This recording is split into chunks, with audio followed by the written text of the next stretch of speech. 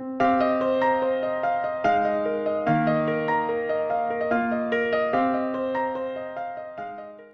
nos corresponde, amados hermanos, estar estudiando la bienaventuranza que encontramos en el versículo número 6, que sencillamente dice: bienaventurados los que tienen hambre y sed de justicia, porque ellos serán saciados. Mateo 5, 6.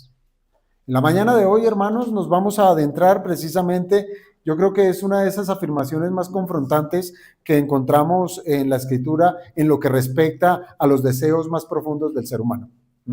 Aquí es donde nosotros vamos a vernos delante de la Escritura qué es lo que realmente estamos anhelando, cuál es nuestro deseo, dónde están puestos nuestros anhelos. Y la bienaventuranza es clara.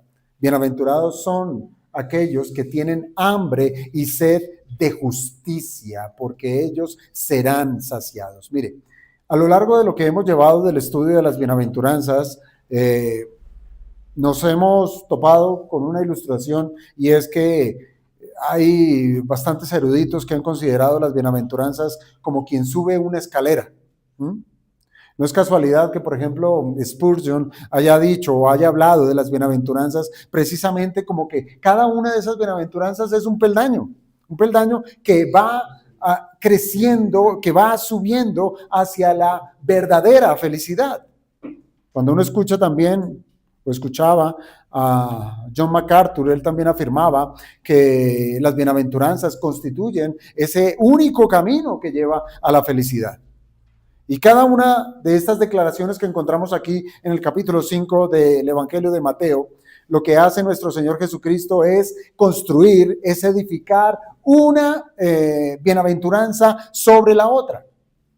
Por eso es que nosotros podemos decir con certeza que nadie puede llegar a la cuarta bienaventuranza sin haber pasado por las tres primeras. Es decir, nadie se puede saltar los procesos que Dios ha dispuesto. Por ejemplo, ¿qué es lo que nos dice la primera bienaventuranza? Bienaventurados los pobres en espíritu, ¿verdad? ¿Esto qué significa? Que no se puede tener hambre de justicia sin antes haber reconocido su pobreza espiritual. Ahora, no se puede tampoco desear la justicia de Dios sin antes haber pasado por la segunda bienaventuranza, es decir, sin haber llorado por su pecado. No se puede tampoco, hermanos, anhelar la justicia de Dios, anhelar lo que es recto, sin haber sido quebrantado en mansedumbre delante de nuestro Dios. Entonces, como lo ven, cada una de las bienaventuranzas se va construyendo una sobre otra. Por tanto, amados hermanos, cuando nuestro Señor Jesucristo enseña las bienaventuranzas, está enseñando al corazón del discípulo, del creyente, que debemos ser formados. Y es un proceso gradual, paso a paso. Puede ser un caminar lento, pero será siempre un caminar seguro, un caminar que nos va a llevar a la verdadera felicidad. Piense, por ejemplo, cuando el Señor Jesucristo recorría las ciudades, recorría las aldeas, él proclamaba un solo mensaje. Él comenzó enseñando: arrepentidos porque el reino de los cielos se ha acercado. ¿Es un llamado a qué? Pues sencillamente es un llamado no a la emoción, no es un llamado a que vengan y participen de mis milagros, no. Es un llamado que exige un cambio radical en la vida. Y las bienaventuranzas son esos. Son expresiones del carácter del cristiano, que va a ser una contrapartida o un opuesto radical de lo que encontramos en el mundo o de lo que éramos nosotros antes de Cristo. Por eso, hermanos, cuando uno se adentra en el Sermón del Monte, nuestro Cristo lo que va a hacer es definir con gran claridad el carácter de todos aquellos que pertenecen al reino de los cielos. Esto es lo que es un creyente en Cristo. Aquí no se está describiendo, atienda esto, no está describiendo a cómo es que se puede llegar a ser salvo. No piense que se trata de un sistema de méritos, lo que tenemos acá. No, lo que nos está mostrando el Señor Jesucristo con las bienaventuranzas, más bien es las características propias que deben tener todos aquellos que ya han sido transformados por la gracia de Dios. Eso es. Hermanos, desde el inicio nosotros aprendimos que las bienaventuranzas son profundamente paradójicas. Es decir, contrastan diametralmente con lo que el mundo allá piensa. Mire, el mundo jamás llamaría feliz a una persona que sea pobre en espíritu. Jamás lo llamaría feliz. Jamás llamaría feliz a aquellos que lloran. Nunca. Jamás llamaría feliz a una persona que sea mansa. Y todo eso lo hemos resaltado en cada una de las predicaciones en las cuales hemos abordado las 3 primeras bienaventuranzas. ¿Y es por qué? Porque, hermanos, para la mentalidad del mundo, esas cualidades que presentan las bienaventuranzas para el mundo son sinónimos de debilidad. Es débil el que es pobre, es débil el que llora, es débil el que es manso. Eso es para el mundo. Y ahora la 4ª bienaventuranza también nos lleva a mostrar un contraste o una paradoja precisamente de lo que el mundo cree. ¿Qué es lo que nos está mostrando la 4ª bienaventuranza? Es más, la 4ª bienaventuranza nos trae una obligación. Nos obliga a hacer una pregunta. ¿De qué tenemos hambre realmente? ¿Sí? Yo sé que estamos cerca a la hora del almuerzo, pero no piense en eso, ¿sí? Ahora, cuidado, porque de eso también puede hacer parte espiritual, ¿sí? De lo que nosotros hoy estemos considerando nuestros anhelos, nuestros deseos, porque puede ser eso, que anhelamos comida, que anhelamos bebida, que anhelamos techo, que anhelamos las comodidades físicas. Y sí cabe muy bien la pregunta, ¿de qué tenemos hambre realmente? Porque eso es verdad, hermanos. Todos los seres humanos tienen anhelo de algo. Todos estamos anhelando algo. Todos estamos persiguiendo algo. Tenemos metas, tenemos planes, proyectos. Todos alineamos nuestra vida en pos de algo que estamos deseando. Y aquello, hermanos, escuche bien a esto. Y aquello que perseguimos, eso ¿sabe qué es lo que va a revelar? Lo que nosotros somos.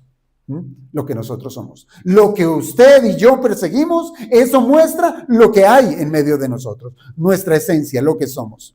Piensa en esto. ¿El mundo tiene hambre? Sí, el mundo tiene hambre, pero tiene hambre es de reconocimiento, tiene hambre de éxito, tiene hambre de poder, tiene hambre de placer, como lo veíamos esta mañana. Pero ese hambre nunca se sacia.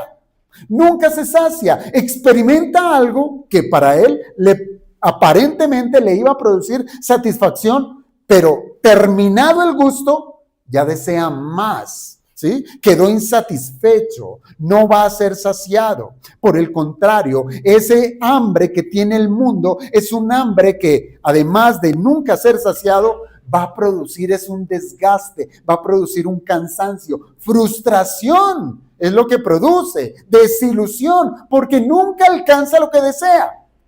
Tiene algo, lo consiguió, pero ya quiere otra cosa. Consigue la otra cosa y ya desea otra cosa. No hay satisfacción. La pregunta es clara. ¿Será que esa es nuestra experiencia? ¿No hay satisfacción en nuestra vida? ¿Vivimos renegando en esta vida por lo que tengo, por mi casa, por mi familia, por mi carro, por todo, por la iglesia? ¿Sí? ¿Eso es lo que estamos haciendo? Hermano, ¿usted se ha dado cuenta de que nada de lo que el mundo ofrece logra llenar el vacío del alma? Nada de lo que el mundo ofrece puede llenar el vacío del alma. Por eso aquí es importante que asentemos nuestra mirada, porque es nuestro Señor Jesucristo quien está declarando felices, no a los que buscan la felicidad, escuche bien, no a los que buscan la felicidad como fin último, sino que declara felices a los que buscan la justicia. Y ahí es donde debemos sentar nuestro pensamiento. Debemos preguntarnos, ¿qué es eso de la justicia? ¿Será que sí estoy buscando la justicia? ¿La estoy anhelando? ¿Será que tengo el concepto correcto de justicia para decir si es esa la justicia a la cual yo estoy persiguiendo? Pues hermanos, aquí lo que tenemos es que la felicidad, primero que todo, no es el objetivo. Mire, perseguir la justicia, anhelar la justicia, es bueno, pero debemos hacerlo no con la premisa de que eso me hará feliz. A ver si me doy a entender. Es que muchas veces hacemos las cosas es por el premio. Muchas cosas hacemos la obediencia, somos obedientes, incluso en nuestras casas. Los hijos son obedientes a los padres únicamente por el qué me va a dar. Me porté bien, dame. Pero las cosas con el Señor no han de funcionar así. La felicidad no tiene que ser el fin último. Aquí lo que es el fin último es la justicia. La justicia es tener hambre y sed por la justicia. Mire, hermanos, en tiempos del Señor Jesucristo, el pueblo escuchaba la ley, ¿en dónde? En las sinagogas, ¿cierto? Iba a las sinagogas, escuchaban la escritura y al mismo tiempo de escuchar la escritura, la enseñanza escritural, veían el ejemplo de sus líderes religiosos. Ellos estaban observando a los fariseos, a los sacerdotes, quienes se jactaban de una justicia externa. Sin embargo, hermanos, entre la escritura y el ejemplo de los religiosos de la época había una gran incongruencia, como que no cuadraba. Una cosa es lo que dice la escritura y otra cosa era lo que estaban haciendo los escribas y fariseos. Por eso el Señor hizo una advertencia en Mateo 5:20, cuando les dice a sus discípulos, les dice, si vuestra justicia no fuese mayor que la de los escribas y fariseos, no entraréis en el reino de los cielos. Entonces, sí, hermanos, es importante que nosotros entendamos de qué justicia nos está hablando el Señor, porque nos está hablando de una justicia de los escribas y fariseos y que los discípulos han de tener una justicia mayor, más grande, ¿sí? Superior. ¿Qué justicia es la que supera a la justicia de los fariseos? ¿De qué justicia debemos nosotros tener hambre y sed? Y Cristo vuelve a trastornar la lógica del hombre, a trastornar la lógica humana. Mire, no declara bienaventurados a los que anhelan posesiones. No les dice felices aquellos, los que tienen prestigio, los que tienen éxito, los que tienen poder. Eso es del mundo. El mundo es feliz con eso. Cuando tiene éxito, cuando gana, cuando tiene posesiones, cuando acumula. El mundo se jacta de ello, pero el Señor está diciendo algo completamente distinto. Él está declarando dichosos a los que desean algo que es invisible. Aquí es donde nos empieza a dar un golpe certero a nuestra carne, porque para nosotros es mejor vivir conforme a lo que tenemos, a lo que es palpable, a lo que podemos ver, a lo que podemos contar. Pero aquí el Señor está diciendo, realmente es feliz aquel que desea algo que es invisible. Algo que es de orden espiritual, algo que no se compra, que no se exhibe, que usted no va a un supermercado, a un mall, a lo que sea. Usted no puede ir con todo el dinero del mundo a comprarlo. ¿Y sabe qué es eso? La justicia. La justicia. Y aquí es donde nos encontramos en un punto decisivo. ¿Cuál? Que nadie tiene hambre de aquello que no considera necesario. Ahí está el punto.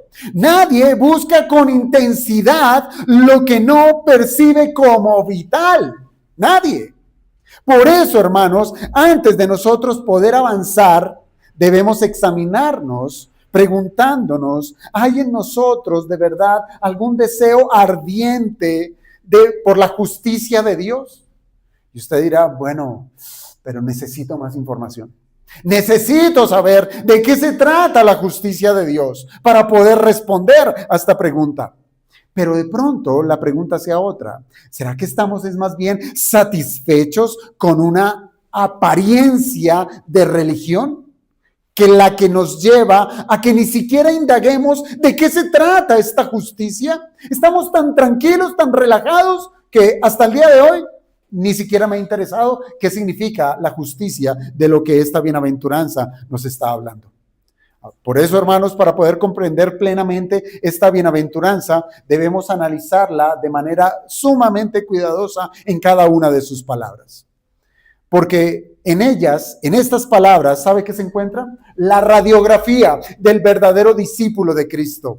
Aquí encontramos una promesa gloriosa, además de un anhelo que finalmente será satisfecho. Hermanos, insisto, hemos vivido muchos tiempos de insatisfacciones, pero si usted se concentra en esta cuarta bienaventuranza, el Señor promete que seremos satisfechos, saciados.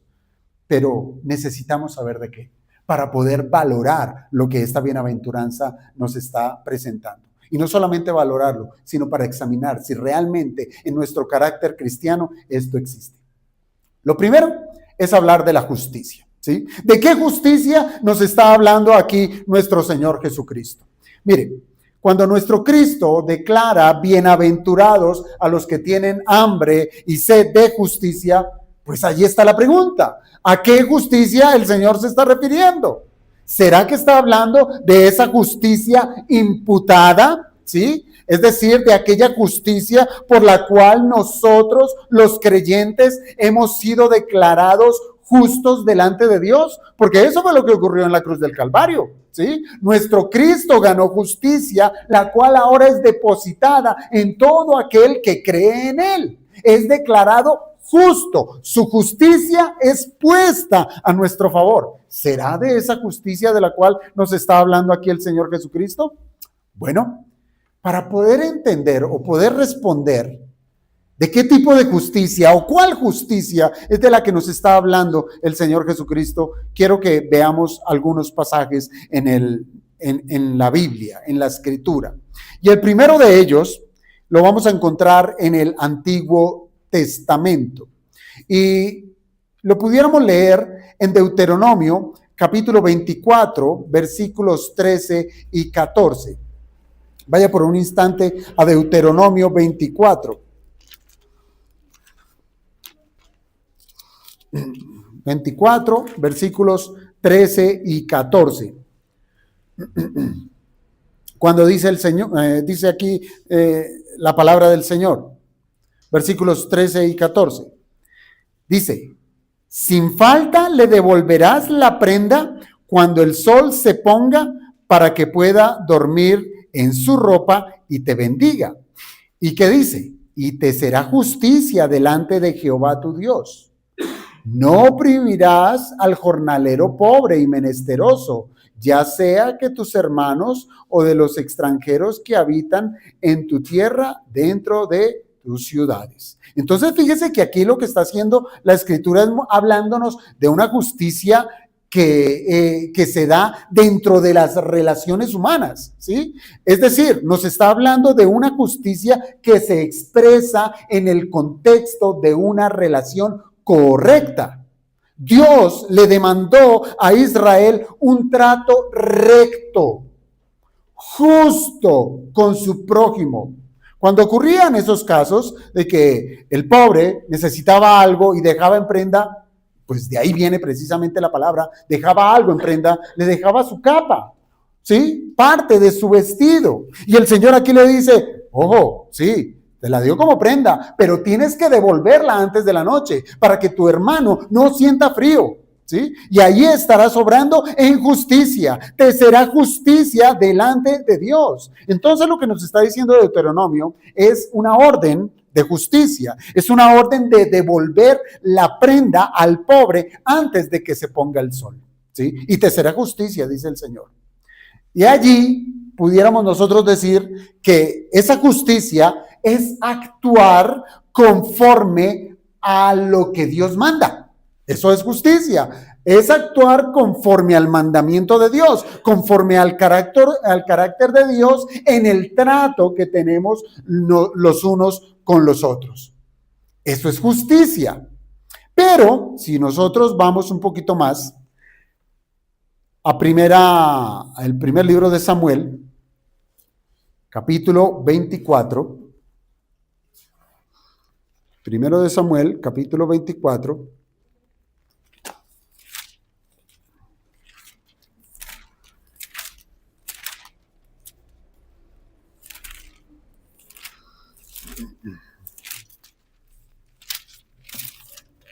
Capítulo 24, quiero que hagamos lectura del versículo 17. Primero de Samuel 24, 17.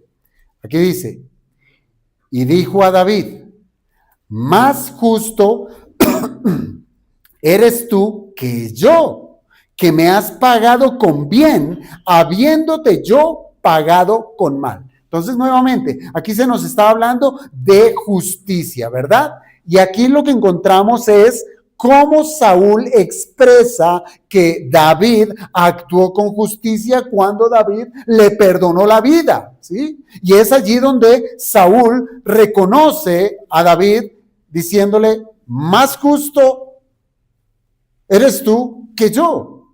Es decir, David ha actuado correctamente. Es decir, David ha actuado conforme a lo que le agrada a Dios. Entonces aquí ya empezamos a tener un entendimiento de lo que es la justicia. Es actuar conforme a lo que es correcto. Pero vamos más allá. Es actuar conforme a lo que es correcto a los ojos de Dios. Eso es justicia. Eso es justicia, hacer lo bueno conforme a Dios, no conforme a los hombres, sino conforme a Dios. Eso es justicia.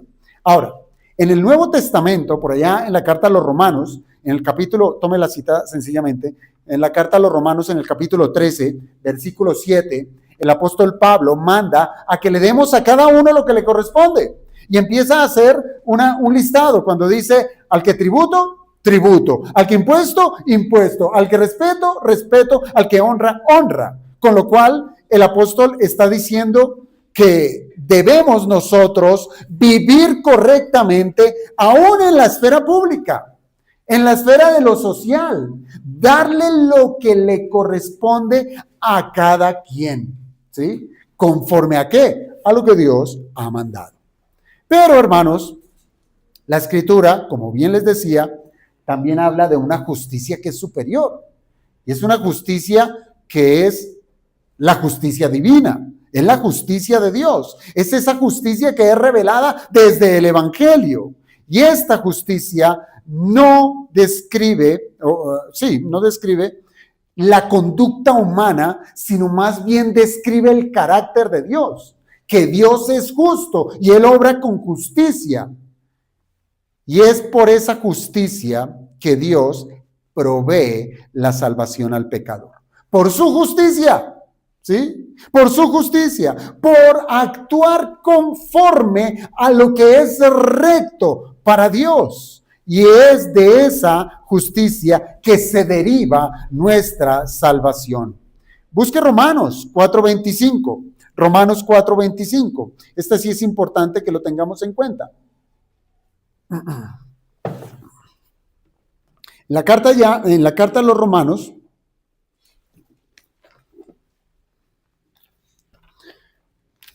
capítulo 4, versículo 25, allí dice el apóstol, el cual fue entregado por nuestras transgresiones y resucitado para nuestra justificación.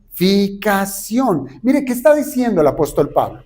Él está declarando que Cristo, en su obra en la cruz y al haber sido resucitado, aquí nos está hablando de que esa justicia de Cristo nos fue imputada, es decir, nos fue declarada a nuestro favor. En otras palabras, se trata de un acto legal por el cual Dios declara justo a aquellos que creen en la obra redentora de Cristo y sobre la base exclusiva del sacrificio perfecto de Cristo en la cruz. Esa es la justicia de Dios que ahora es derramada sobre los que hemos creído. Pero aquí debemos hacer una distinción porque apenas tenemos un concepto que lo vemos desde el Antiguo, lo vemos en el Nuevo Testamento, lo vemos en las relaciones de los hombres, lo vemos en el carácter propio de Dios, lo vemos ahora en nuestra vida como cristianos. Debemos hacer una distinción. En el sentido más básico, hermanos, la justicia bíblica, como habíamos hablado, implica es una relación correcta. Es obrar conforme a lo que es bueno, según Dios. Esa es la definición. Y eso se ve reflejado en dos sentidos. En el sentido, aquí, horizontal, entre los hombres, la relación entre los hombres, que se nos manda a actuar justamente. Se nos manda a actuar de una manera que perseveremos la paz, que perseveremos el bienestar, que es conforme a la ley de Dios. Esa es la justicia entre los hombres. Y la justicia, esa justicia la podemos también reflejar en nuestra relación con Dios. Sí, claro, porque se nos manda conforme a la Escritura a que vivamos de una manera correcta conforme a lo que Dios ha mandado. ¿Cómo debemos relacionarnos con Él? No es a nuestra manera. No es a lo que nosotros decimos que está bien o que está mal. Es conforme a lo que Dios ha hablado. Cuando actuamos conforme a la voluntad de Dios, estamos actuando en justicia. En justicia. Eso es justicia. Entonces, antes de la caída, Adán disfrutaba de una justicia perfecta. ¿Sí? Bien dice la Escritura que Dios creó a Adán recto. Y ese es un buen sinónimo de la palabra justicia, rectitud, rectitud, eso es justicia. Por eso esa relación con Dios era íntegra, era buena, era perfecta, no había pecado. Esa era la condición de la verdadera bienaventuranza. Estaba saciado de la justicia. Pero después de la caída, obviamente las cosas cambiaron, ¿verdad? El hombre intentó hacer algo de su propio concepto. Es decir, él quiso actuar conforme a su propia justicia, no a la justicia de Dios. Y es allí donde nosotros encontramos el primer acto religioso, donde Adán y Eva quisieron justificarse delante de Dios. ¿Qué hizo Adán y Eva después de que pecaron? Ellos dijeron, bueno, vamos a actuar en rectitud, pero conforme a nuestro estándar. A un estándar ya caído, porque habían pecado. ¿Y ellos qué hicieron? Se hicieron de delantales de hojas de higuera, ¿sí? Y ese fue su acto religioso, un acto que sencillamente no lo mandó al Señor. Fue un intento por querer producir justicia propia, que es algo muy común en medio de nosotros, que queremos actuar es conforme a nuestro estándar de justicia, lo que nos parece bien. Ah, ¿me hizo esto? Pues me parece justo que yo le haga el doble. ¿De quién es el estándar? Mío. Soy yo el que me imaginé semejante calamidad, desearle el mal a otro. Pero eso, ¿cómo lo llamé? Justicia. Lo llamé justicia. Y eso fue lo que hizo Adán y Eva en el huerto del Edén. Para ellos les pareció justo, bueno, si el problema es la desnudez, pues vámonos a hacer unos delantales con hojas de higuera. Pero ¿sabe cómo llama la Escritura a las justicias del hombre? Pues en Isaías es donde encontramos ese gran versículo, Isaías 64, versículo 6, donde Dios sentencia que todas nuestras justicias son como ¿qué? Trapos de inmundicia. ¿Sí? Por más que nos esforcemos a que sean buenas, que parezcan bonitas, yo creo que los delantales que se hizo Adán y Eva les quedaron bien, ¿sí? Y el propósito, pues uno dice, pero lo intentaron, démosle un poquito de crédito. Pero es que no es así, hermanos. No es así, no es conforme a nuestro estándar, no es conforme a nuestro rigor, es conforme a Dios. Por eso es que el hombre natural no puede generar la justicia que Dios demanda. Porque está contaminada, está dañada. Nunca va a hacer lo que es bueno delante de Dios. Por eso, hermanos, para esta raza caída, esta naturaleza depravada, es necesaria la justicia perfecta. Y es la justicia divina. Quien hace todo perfecto. Todo lo hace bien. Y en Cristo Jesús lo encontramos. Él lo hizo todo perfecto en ese nuevo pacto. Allí encontramos entonces la provisión de la justicia para la salvación. Esa justicia que proviene únicamente de Dios. Esa justicia que está fundada en la obediencia perfecta y en la muerte sustitutiva de nuestro Señor Jesucristo. Y esa justicia, escuche bien, esa justicia nos es dada a nosotros, es por gracia. Por gracia. Solo por gracia, por medio de la fe. No es el resultado de practicar nada. No es el hecho de practicar el sermón del monte. No, por eso no ganamos justicia. Nadie entra al reino de los cielos por vivir las bienaventuranzas. Más bien, las vive las bienaventuranzas porque ya ha sido introducido en el reino de los cielos por la gracia soberana, porque ha sido declarado justo. Pero seguimos con una pregunta. Entonces, ¿es la justicia imputada de la que Mateo 5:6 nos está hablando? Pues debemos responder no. No es esa. No es esa. Porque el Señor está diciendo bienaventurados los que tienen hambre y sed de justicia. Es decir, bienaventurados aquellos que necesitan la justicia. Y le está hablando a creyentes. Debemos afirmar con categoría que no es la justicia imputada.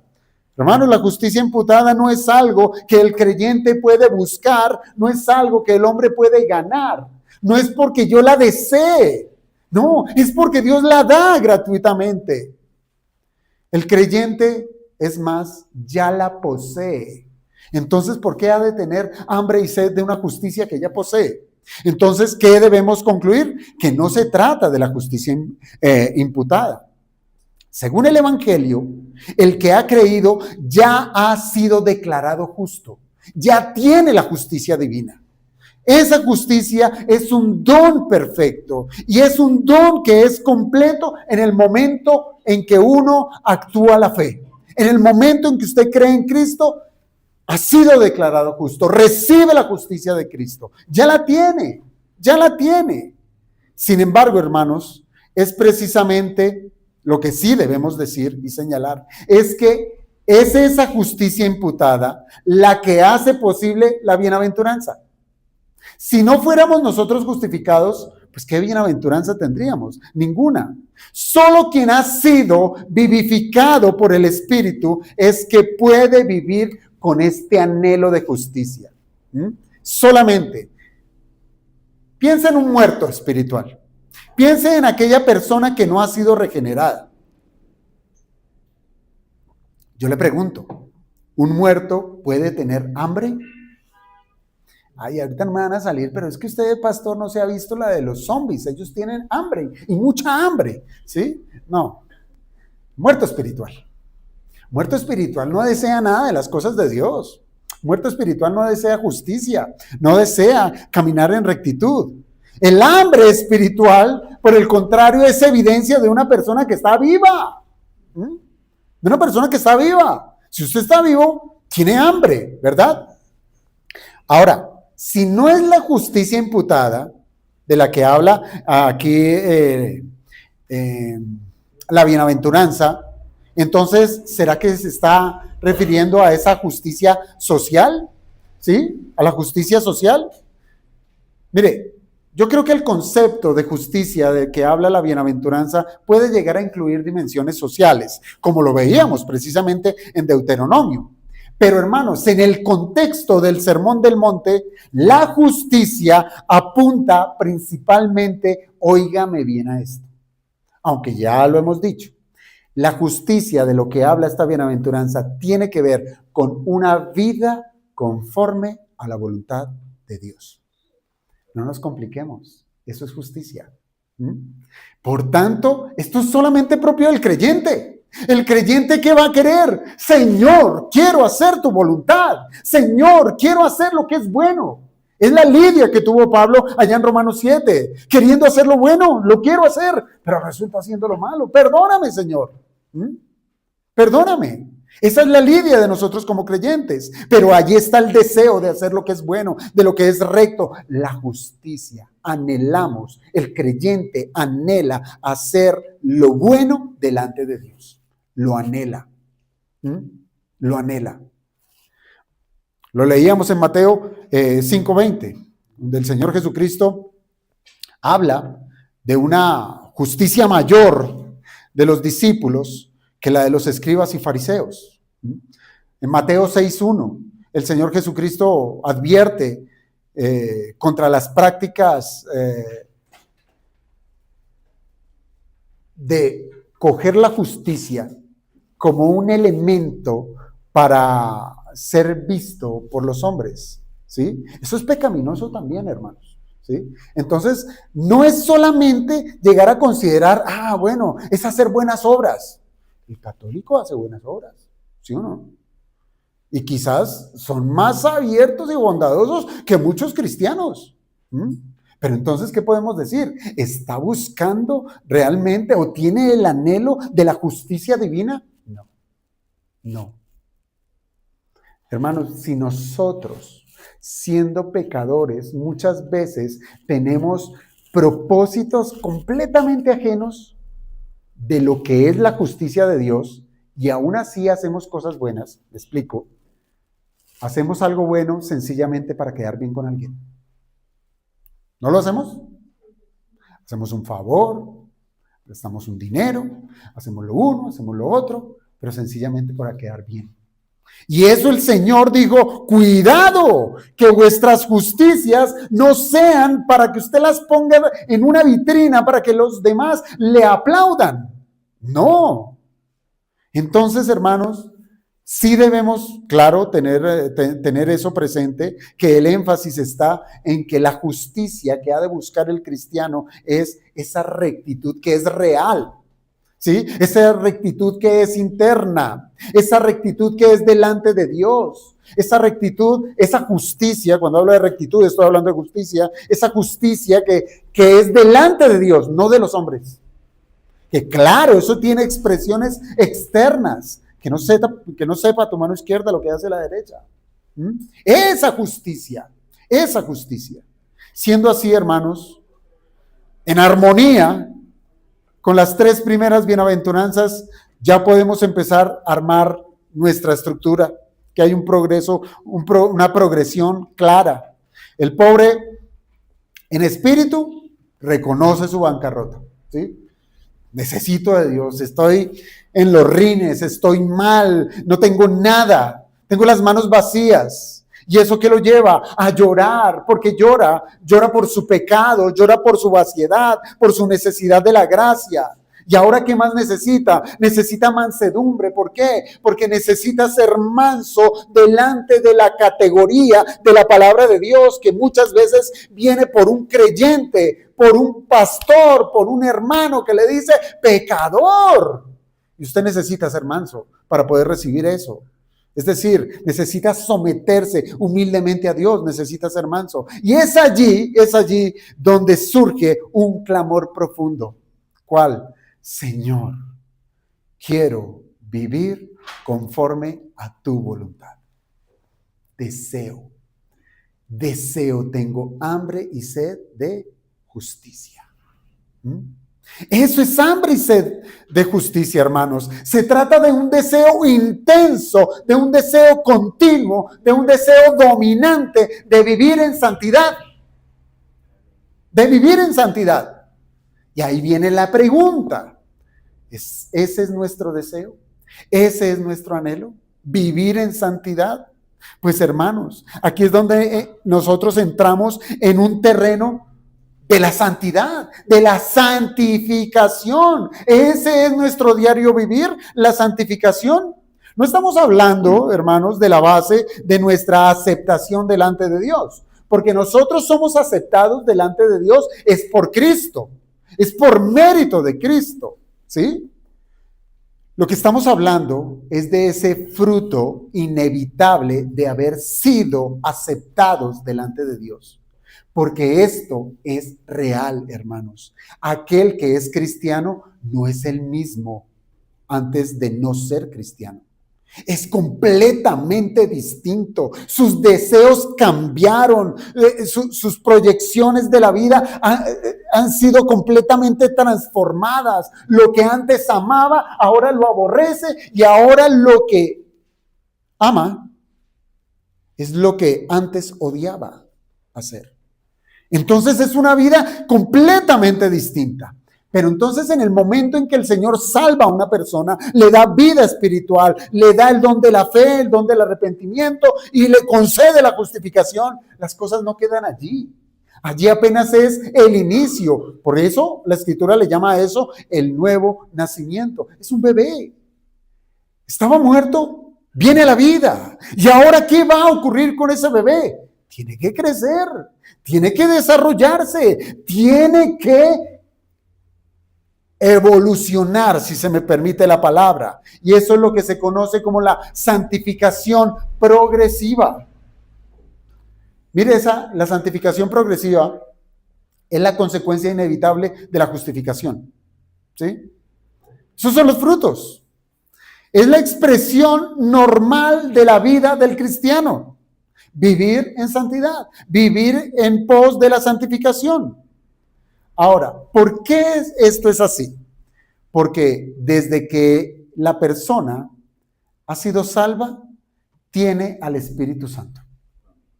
Y el Espíritu Santo lo impulsa, lo mueve a las cosas de Dios. Por eso la santificación no debemos considerarla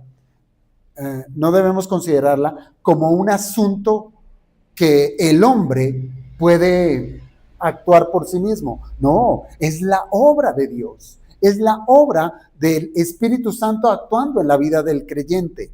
Mire, es el Espíritu morando en el creyente quien va a producir ese apetito por lo santo. Así es que no se las dé de muy valiente diciendo, yo soy, pero de lo bueno, del buen siervo que mejor dicho, que hoy me dieron ganas de ir a la iglesia. Fui yo, a mí se me ocurrió ir a la iglesia, a mí se me ocurrió orar. No, hermano, si eso ocurrió es porque el Espíritu produjo ese apetito por aquello que es santo, por aquello que es recto, por lo que le agrada al Padre.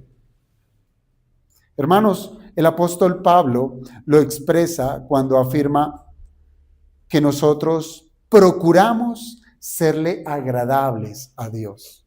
Esa es la ambición santa del regenerado. Tener hambre, tener sed de justicia. ¿Sabe qué es lo que significa? ¿Sabe qué es lo que significa? Desear, amar a otro sacrificialmente. Mire, nosotros, por naturaleza, nosotros no amamos a nadie sacrificialmente. Si amamos es, ¿y qué recibo de esta relación? ¿Sí? ¿Qué recibo? ¿Sí? ¿Qué puedo ganar? Hermanos, realmente ser impulsados por el Espíritu, tener hambre y sed de justicia, es amar como el Señor nos amó sacrificialmente. Por eso queda a un lado el egoísmo. Tener hambre y sed de justicia significa anhelar, perdonar como hemos sido perdonados. Eso es.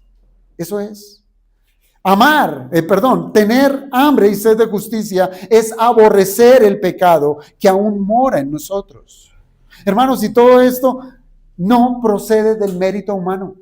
No nace del hombre. Por eso no es moralismo. No es cambiar una actitud. No es como muchas veces a uno le llegan los hermanos y dicen, pero pastor, dígame, ¿qué debo hacer? ¿Qué debo cambiar? Usted no puede. Por más de que yo le diga al borracho deje de tomar, eso no es. El problema está en el corazón. Y eso lo trata solamente Dios. No es un asunto de una disciplina carnal. Se trata de la gracia de Dios, quien la posa en el corazón del creyente y el Espíritu la potencia para que ese hombre deje de hacer lo que no es recto, para que ahora haga lo que es recto. Ese es el poder de Dios, el poder capacitador. ¿Para qué? Para que nosotros renunciemos a los deseos de nuestra carne, para que nosotros podamos resistir a la seducción de este mundo, para que nosotros podamos luchar contra la tentación. Así es que, hermanos, cuando usted lee Mateo 5, versículo 6, no es la justicia imputada la que nos salva, no. Es obrar conforme a la justicia de Dios, a lo que Dios ha declarado recto, y que es Él quien nos impulsa a hacer lo que es bueno. Pero esto nos lleva a otro par de palabras: tener hambre y sed. Claro, usted puede coger la Biblia y decir, sí, Señor, esto es justo, esto es recto, esto es bueno, esto es lo que tú mandas, pero el problema está en mí, de tener hambre y sed. ¿Qué es eso de tener hambre y sed? Hambre y sed, en otras palabras, es decir, tener una intensidad por anhelar la justicia. Y es allí donde ya empezamos a ver otra distinción quizás nuestra. Podemos considerar que es recto delante de Dios y decirle a todo lo que está en la Escritura, decirle todo amén. Pero ahora, ¿tenemos una intensidad de hacer lo que es recto? Ahí está. Hermanos, la justicia de la que está hablando nuestro Señor no es un interés ocasional. No es un interés de domingo. No es solamente si nos reunimos a orar. No es solamente si nos reunimos a estudiar la palabra. No, es algo constante, es algo profundo, no es superficial. Es entiéndalo de esta manera, es un anhelo dominante que lo domina usted. Pablo hizo una ilustración cuando el borrachito es dominado por el vino, ¿cierto? Y es eso mismo lo pudiéramos aplicar cuando el anhelo por la justicia nos domina, cuando queremos hacerlo lo que es bueno conforme a Dios. Es algo profundo, es algo persistente. Por eso el Señor Jesucristo utiliza esta metáfora que yo digo es una metáfora extrema, hablar de hambre y de sed. ¿Qué más extremo pudiéramos encontrar de eso? En el contexto del primer siglo, muchos que estaban escuchando al Señor Jesucristo sabían de verdad lo que era aguantar hambre y lo que era aguantar sed. Quizás, y yo lo tengo por seguro, ninguno de nosotros hemos aguantado ni hambre ni sed. Usted dirá, ay no, pero es que ayer me sirvieron el almuerzo y no había jugo. Porque es que así medimos las cosas. Saber no tener una gota de agua. Solo basta de verdad cuando uno va a una clínica, ve a una persona enferma con sus labios completamente partidos, que la boca, la lengua se le alcanza a ver como si fuera una piedra seca, ¿sí? Y donde uno quisiera, como lo dijo el rico, estando allá en el Hades, ¿sí? Deja que tu siervo mojes la punta de su dedo con agua y me la ponga en la lengua. El deseo de algo tan ínfimo como es una gota de agua. Hermanos, yo creo que la metáfora es sumamente clara.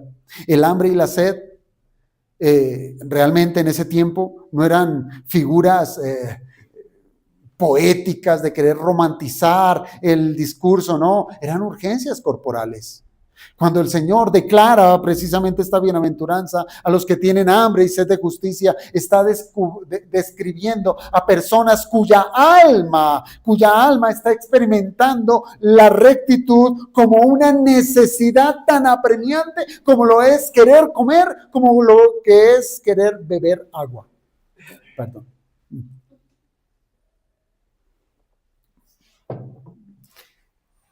Hay una anécdota que está en los libros que se le atribuye a Aristóteles, en donde uno de sus discípulos le dijo a su maestro, Aristóteles, maestro, ¿cómo puedo yo tener sabiduría? Y Aristóteles le dijo, sígueme. Caminaron, lo llevó a un estanque, Aristóteles se metió al estanque y el discípulo dijo, sabiduría, ahí está, vamos por ella. Se metió al estanque con Aristóteles, cuando de un momento a otro Aristóteles lo agarra por el cuello y lo sumerge. ¿Cómo la ve? allá sumergido de cabeza, hasta que ese hombre, muchacho, empezó a patalear, ¿sí? Y ya el aire se le acabó. Y Aristóteles lo sacó. Le dijo, cuando desees la sabiduría. Bueno, primero le preguntó, cuando estabas allá abajo, ¿qué necesitabas? Yo, aire, señor, aire. Yo, perfecto. Cuando desees la sabiduría, tanto como el aire, allá estando abajo, la encontrarás. No estamos predicando a Aristóteles, esa no es la idea. Más bien, prediquemos la escritura cuando el Señor dijo, desde uno de los salmos, cuando dijo, como el ciervo que brama por las corrientes de las aguas, así clama por ti, oh Dios, alma mía. Es la misma expresión que nos presenta la bienaventuranza. O más adelante también dice el salmista, mi alma tiene sed de ti, en tierra seca y árida, donde no hay aguas. Hermanos, aquí no estamos hablando de un formalismo religioso, aquí hay un clamor verdadero, hay una necesidad de dependencia. Es cuando el cristiano clama a Dios que necesita de Él. Lléname tú, Señor, de tu gracia. Hermanos, un hambriento, piense en un hambriento, él no está pidiendo un lujo, no va a pedir un lujo. El hambriento va a pedir un pedazo de pan. Un sediento no va a pedir prestigio, no, él va a pedir agua. De la misma manera, hermanos, el que tiene hambre y sed de justicia no busca simplemente una bendición, no busca prosperidad, no busca reconocimiento público, no, él va a buscar santidad. Quiere ser santo. Busca conformar su carácter a la voluntad de Dios. Busca ser libre del pecado. ¿Quién me librará de este cuerpo de muerte? Y aquí, hermanos, surge una advertencia. Es posible haber perdido el apetito. Es posible.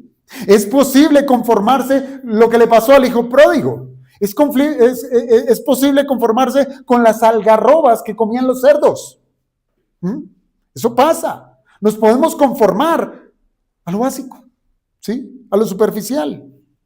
Hermanos, cuando el pecado no nos duele, cuando la mundanalidad no nos inquieta, cuando la falta de santidad no nos preocupa, algo grave está pasando en nuestro espíritu.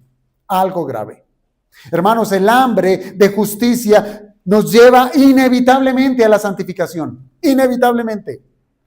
Entonces, escuchar a un cristiano que dice, ir a la iglesia de vez en cuando, ¿sí? Orar, no tengo necesidad.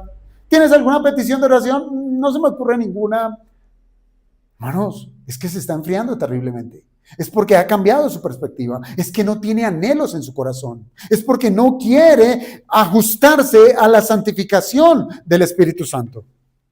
Por eso el apóstol Pablo le decía a los filipenses, ocupaos de vuestra salvación con temor y temblor. Él no está hablando de producir salvación, no. Él está hablando de desarrollar la salvación, de cuidarla, de nutrirla, de vivir coherentemente como lo que es un cristiano. Por eso, esta santidad no se trata de un esfuerzo carnal que genera siempre orgullo. No, es la gracia operando en el corazón. Ahora, hermanos, el hambre de justicia conduce al hambre por la palabra de Dios. Porque debemos aterrizar esto. ¿Cómo es que podemos producir hambre en medio de nosotros? Solamente por la palabra de Dios. Solamente. Si nosotros anhelamos vivir conforme a su voluntad, pues lo más necesario es preguntarnos, Señor, ¿cuál es tu voluntad? Debemos acudir a donde la voluntad de Dios ha sido revelada. Bien dijo el apóstol Pablo, como niños, ustedes deben desear la leche espiritual no adulterada para que por ella crezcáis. Entonces, usted quiere tener hambre y sed de justicia, tiene que ir a la Escritura. El crecimiento espiritual es el resultado de alimentarse consistentemente de la palabra de Dios. Hermanos, es legítimo, muy legítimo buscar consejo entre creyentes. Es legítimo. Es legítimo leer buena literatura cristiana. Es legítimo. Pero nada, óigame bien, nada sustituye la palabra inspirada de Dios. Nada. Hermanos, el creyente que tiene hambre y sed verdadera no solo va a escuchar la palabra, sino que la va a meditar, sino que la va a memorizar, la va a estudiar, la va a profundizar. ¿Y sabe qué es lo que más va a hacer? La va a aplicar. La va a aplicar. Por eso, hermanos, nosotros no venimos a las reuniones de la iglesia por una rutina, por una obligación social. No, nosotros venimos porque la palabra de Dios es proclamada. Nosotros venimos porque necesitamos ser nutridos. Nosotros venimos porque tenemos hambre y sed de justicia. Nosotros venimos porque sabemos que solo Dios es quien puede saciar el anhelo mediante su palabra. ¿Tenemos ese tipo de hambre? ¿Tenemos ese tipo de hambre? Ahora, y cierro con esto, como lo cierra la bienaventuranza, porque ellos serán saciados. ¿Qué es esto? La promesa. La promesa. La promesa es saciedad, ¿sí? Saciedad.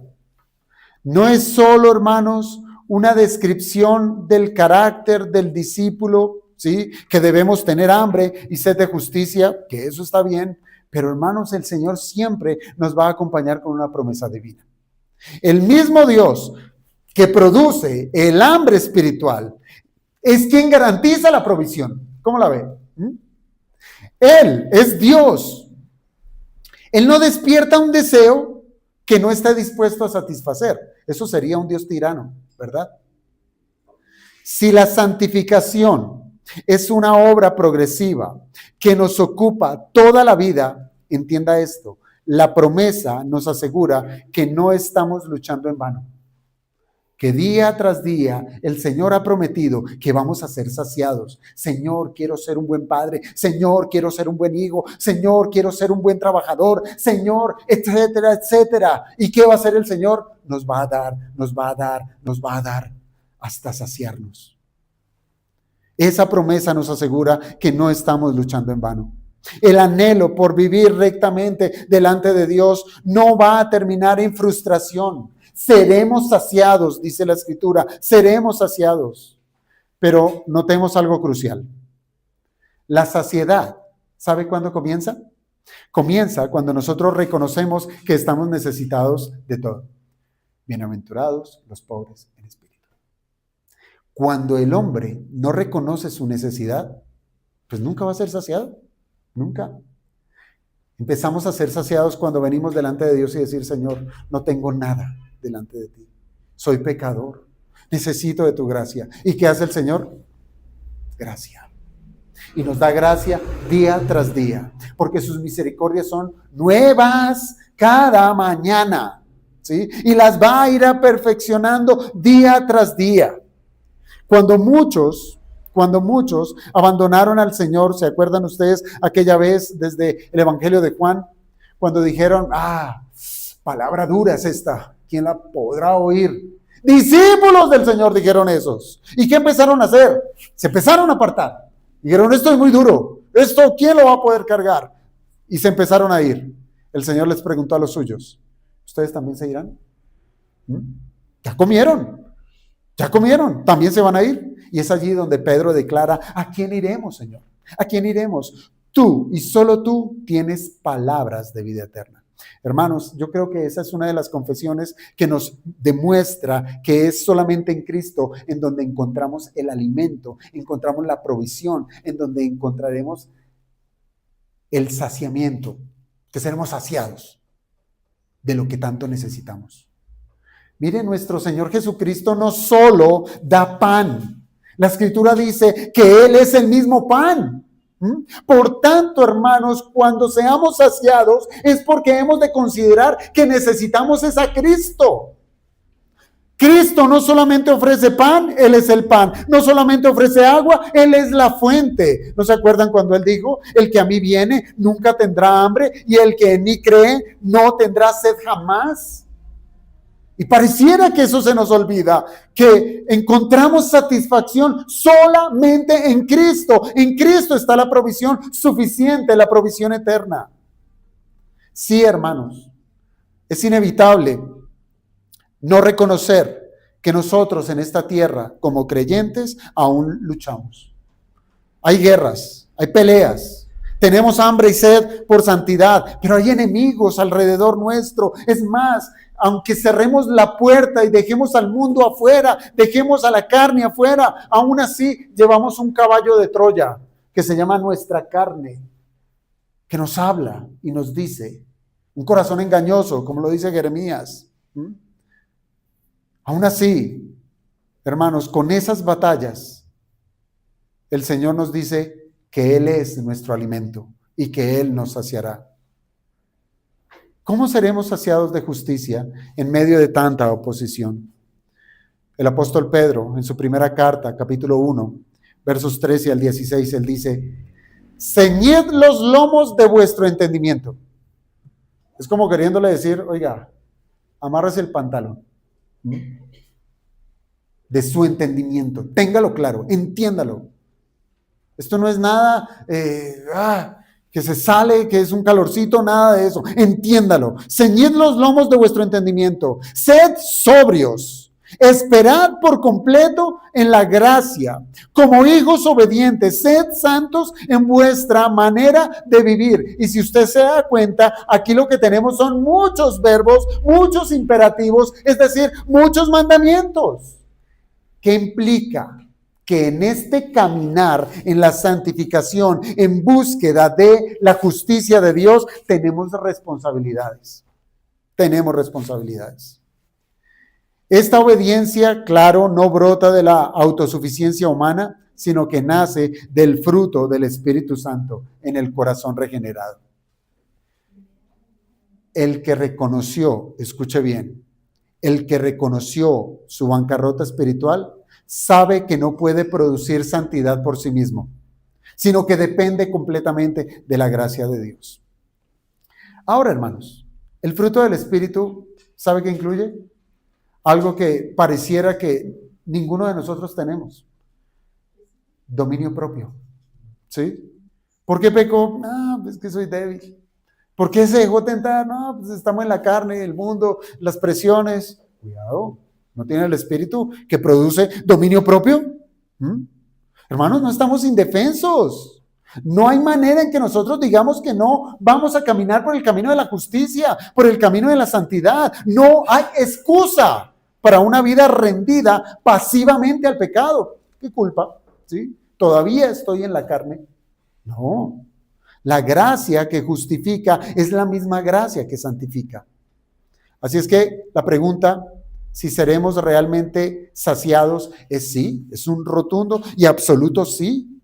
¿Sabe qué significa la palabra saciado? Implica una satisfacción plena. Dios no provee de manera limitada. En la Biblia, Cristo se presenta como una fuente inagotable. ¿Por qué? Porque en Él estamos completos. En Él estamos completos. En Él hemos sido liberados de la ley. En Él ya no hay condenación. En Él tenemos vida nueva. En Él hemos sido justificados. Y un eterno etcétera en Cristo. Y el apóstol Pablo afirma al escribirle a los colosenses que en Cristo habita toda la plenitud de la deidad. Y le suma, y nosotros estamos completos en Él. En Él. Por eso, hermanos, la saciedad comienza ¿cuándo? ¿Mañana?